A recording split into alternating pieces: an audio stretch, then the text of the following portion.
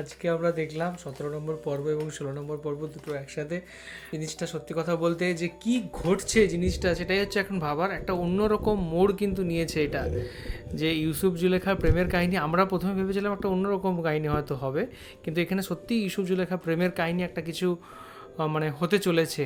এবং সত্যি কথা বলতে ইউসুফের জন্য শুধু এখন জুলেখা নয়, পুরো মিশরের সমস্ত নারীরা একদম পাগল।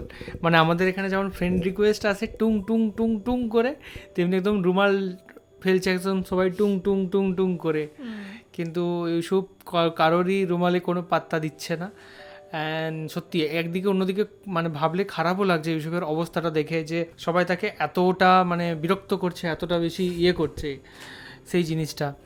অ্যান্ড কিন্তু এটাও দেখতে আমার খুব ভালো লাগছে যে কি হয় শেষমেশ, সেটা মানে হচ্ছে একটা কিছু আরেকটা জিনিস বিষয়। দেখাচ্ছে যে মানে এত সুদর্শন তারা কাউকে হচ্ছে দেখেনি। সেই যেমন মনে হয় স্বর্গের দেবতা হচ্ছে মাটিতে নেমে এসছে, তারা হচ্ছে সেরকম ভাবে দেখছে। কিন্তু সেটা সমস্ত কিছু ঠিক আছে, কিন্তু এখানে আমার ইউসুফকে অসহায় লাগছে, কারণ সে হচ্ছে প্রচুর সৌন্দর্যধারী, কিন্তু দেখাচ্ছে যে প্রচুর যারা সুন্দর মানুষ হবে তাদের কি কি সমস্যা হবে। সে একটা মানে পয়গম্বর, সে হচ্ছে সমস্ত কিছু জানে, কিন্তু এমনিও অনেক ঘটনা ঘটে, যারা সুন্দর মানুষ তাদের এরকম অনেক সমস্যা ঘটে। তারা যদি নাও চায়, মানে সে চাইছে না কারো মুখাপেক্ষী হতে, কারো চোখের সামনে দিয়ে দেখাতে, কিন্তু তাকে বারবার সেই জায়গাতেই উপস্থিত করছে। এখানে আমরা বুঝতে পারছি যে খোদা তার একটা সততারও পরীক্ষা নিচ্ছে, যে হাজারটা যদি মেয়েও মানে ইউসুফের কাছে পাঠায়, তাহলে ইউসুফ কি করে নিজের মানে সে যে নিজের একটা সততা, নিজের যে একটা খোদার প্রতি বিশ্বাস, সে কতটা ধরে রাখতে পারে, এটা কিন্তু খোদাও তাকে দেখছেন পরীক্ষা করে। একদমই তাই।